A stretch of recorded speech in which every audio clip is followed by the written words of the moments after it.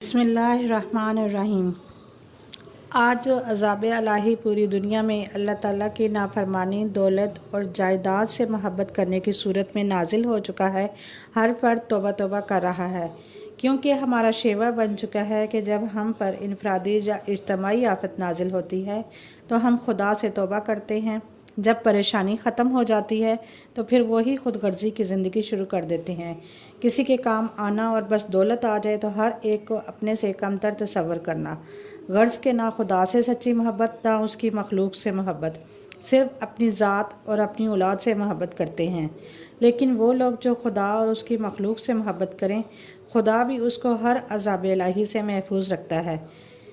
इस बार सच्चे दिल से हर शख्स तौबा कर ले और दूसरों के काम आने का अपने आप से वादा कर ले तो आफत टल सकती है। ये एक ऐसे शख्स की कहानी है जिसने सच्चे दिल से तौबा की। खुदा ने उसके बेटे को एक दरवेश की दुआओं की सूरत में सेहतमंद ज़िंदगी अता की और आज वो एक बहुत बड़ी कंपनी का मालिक है। और उसके वालिद, जिनका नाम राना आसिफ है, खुदा की मखलूक से किस तरह काम आ रहे हैं, इस कहानी को पेश करने की जसारत कर रहा हूँ। मैं चंद माह पहले एक शादी में शिरकत के लिए कराची गया। वहाँ पर मेरा दोस्त भी इटली से आया हुआ था, जिसकी चंद माह से कोई खबर नहीं थी। हम दोनों एक रोज़ सदर की मशहूर दुकान से निहारी खाई, जिसकी निहारी बहुत मशहूर थी। रात को खाने के लिए कोई सीट खाली नहीं थी। बाहर एक लंबी सी लाइन भी लगी हुई थी। खैर, हमें मालिक दुकान के सामने सीट खाली होने पर मिल गई।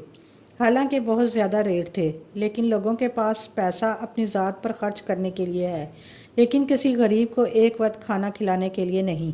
फिर हमने बेरे से पूछा, ये बाहर लंबी सी लाइन लगी हुई है, ये कौन लोग हैं? क्या मालिक की तरफ से इनको मुफ्त खाना तकसीम होगा? उसने आहिस्ता से कहा, उस सामने जो मालिक बैठा है, ये तो किसी एक को खाना मुफ्त ना खिलाए। काफ़ी अरसा इसी टाइम एक आदमी खामोशी से आता और मालिक को रकम देकर चला जाता है, लेकिन आज इस शख्स को किसी ने नहीं देखा। लाइन ख़त्म हो जाती है मगर खाना ख़त्म नहीं होता। बड़ी बरकत है इस शख्स की कमाई में। जो भी है इस दौर का दरवेश है। खैर, हम लोग निहारी खाने में मसरूफ़ थे। इसी असना में सादा से कपड़ों में एक आदमी बैग लेकर मालिक के पास आया। मालिक इसको लेकर अंदर कमरे में चला गया। जो मालिक दुकान किसी गाहक को खातिर में नहीं ला रहा था, वो उसकी इज़्ज़त एहतराम से रुखसत करके बाहर तक आया। जैसे अमूमन हर एक को गलत रवैये से देखते हैं, वैसी मेरी भी सोच थी। जब हम खाना खाकर बाहर आए तो वो शख्स बाहर ज़रूरतमंद लोगों की लाइन में खड़ा था। ना चाहते हुए मैंने कहा, ये कौन आदमी है जिसको मालिक दुकान ने इतनी अहमियत दी? वो खुद लाइन में अपनी बारी में खड़ा होकर खाना लेने के लिए खड़ा है। मैंने ज़रूरी काम का बहाना किया। कल शादी वाले घर मुलाकात का वादा करके इल्ताफ़ टैक्सी में बैठकर चला गया और इतने में एक शख्स डब्बे में निहारी और रोटियां लेकर चल पड़ा। मैं भी आहिस्ता आहिस्ता उसके अकब में चलता रहा और फिर अख्तर कॉलोनी वाली बस में सवार हो गया। एक क्वार्टर में ताला खोलकर अंदर चला गया। थोड़े वक्फे के बाद मैंने सोचे समझे मंसूबे के तहत बेल दी। वो साहब बाहर आए। जी हुक्म। मैंने अपना नाम बताया कि यहाँ पर कुर्बत में कोई महमूद साहब उनका पता मालूम करना था। वो मुस्कुराते हुए बोले, आप सदीकी होकर झूठ बोलते हैं। आप तो मेरा पीछा सदर से कर रहे हैं। बाहर क्या बोलें, किसी किस्म की इमदाद दरकार है। और मुझे एक अलमारी खोल कर बोले, जिस कदर ज़रूरत हो रकम ले लें। वो अलमारी नोटों से भरी थी और ज़्यादातर नोट बड़ी रकम वाले यानी 5,000 वाले थे। नहीं जनाब, आपकी दुआओं से मैं माकूल पेंशन लेता हूँ, इस पर मेरा कोई हक नहीं। मैंने कहा, फिर क्या चाहते हैं? मैंने सारी कहानी इनको बयान कर दी कि किस तरह आपने दुकान के मालिक को अदायगी की, फिर ज़रूरतमंदों की लाइन में लगकर अपनी ही अदायगी का खाना हासिल किया। वो कहने लगे, बात यह है, जहाँ तक अदायगी का ताल्लुक़ है, ये इनका हक था। लाइन में भी मैं इसलिए खड़ा हुआ ताकि मुझे भी इसी कैफियत से गुजरना पड़े जिससे ये ज़रूरतमंद गुजरते हैं। लेकिन ये तब्दीली कैसे आई? मैंने पूछा। एक दरवेश फ़कीर ने मेरी ज़िंदगी बदल दी और मेरे बेटे यासिर को उनकी दुआओं के तफ़ैल अल्लाह ताला ने नई ज़िंदगी अता फरमाई और यही आज मेरे कारोबार की देखभाल कर रहा है। इस फ़कीर की हदायत के मुताबिक खुदा और उसकी मखलूक थोड़ी बहुत खिदमत करके कब्र के अजाब से महफूज रहने की कोशिश कर रहा हूँ। फिर उन्होंने अपनी इस फ़कीराना ज़िंदगी से यूँ पर्दा उठाया। मेरा नाम वक़ार उस्मानी है। मेरे वालिद मरहूम एक बहुत बड़ी कंपनी के मालिक थे ان کی وفات کے بعد تمام کاروبار اکلوتی اولاد ہونے کی وجہ سے میں مالک بن گیا۔ میری بیوی بھی ایک اعلیٰ خاندان کی پڑھی لکھی اور دولت مند تھی۔ غرض کہ دولت ہمارے گھر کی لونڈی ہونے کی وجہ سے میں بہت مغرور اور خود غرض تھا۔ نہ کبھی زکوٰۃ خیرات کی تھی، نہ اپنے سے غریب رشتہ داروں سے ملنا تو درکنار ان کو اپنے گھر آنے پر بھی ذلیل کر کے گھر سے نکال دیتا تھا۔ میرا ایک بیٹا تھا، میں نے اس کو اعلیٰ تعلیم دلوائی۔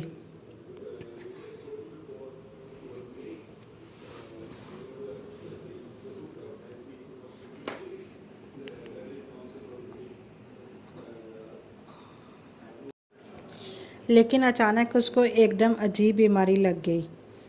وہ زور سے چلاتا اور اس کا درد سے برا حال ہو جاتا۔ میں نے پاکستان اور یہاں تک کہ باہر کے ممالک کے ڈاکٹروں کو دکھایا، مگر میرا بیٹا چند ماہ میں سوکھ کر ہڈیوں کا ڈھانچہ بن گیا اور ڈاکٹروں نے جواب دے دیا کہ یہ چند ماہ کا مہمان ہے۔ پھر مجھے اپنی خدا کی یاد آئی اور خدا نے مجھے غرور کی سزا میرے بیٹے کی بیماری کی صورت میں دے دی۔ جب وہ پکڑتا ہے تو کوئی چھڑانے والا نہیں ہوتا۔ میں اور بیوی رو رو کر اپنے گناہوں کی معافی طلب کرتے۔ میں نے زکوٰۃ خیرات دینی شروع کر دی۔ ماہ رمضان میں نے اور بیوی نے پورے روزے رکھے اور اللہ تعالیٰ سے معافی کے ساتھ یہ دعا کرتے، یا اللہ ہمارے بیٹے کو کم از کم عید تک زندہ رہنے دینا۔ 27ویں رمضان میں اور میری بیوی روزہ افطاری کے لیے دسترخوان پر بیٹھے تھے۔ اچانک کسی نے بیل دی۔ میں نے باہر آ کر دیکھا تو ایک درویش نما آدمی کھڑا تھا۔ کہنے لگا، بیٹے میرا روزہ افطار کروا سکتے ہو؟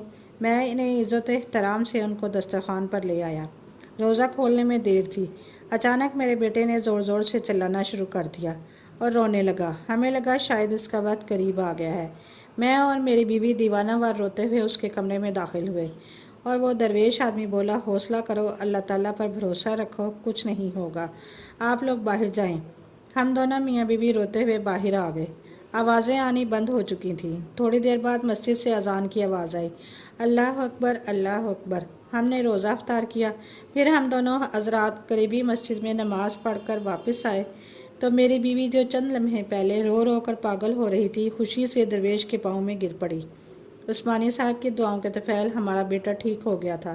میں بھی ان کے پاؤں میں گر پڑا اور اپنے بیٹے کو دیوانہ وار پیار کرتے خوشی سے پاگل ہو رہا تھا۔ اچھا جناب، روزہ افطار کرانے کا بہت بہت شکریہ، اجازت چاہتا ہوں، میرا کام ختم ہو گیا۔ وہ جانے لگے تو میں نے نوٹوں سے بھرا ہوا بریف کیس لا کر ان کے قدموں میں رکھ دیا۔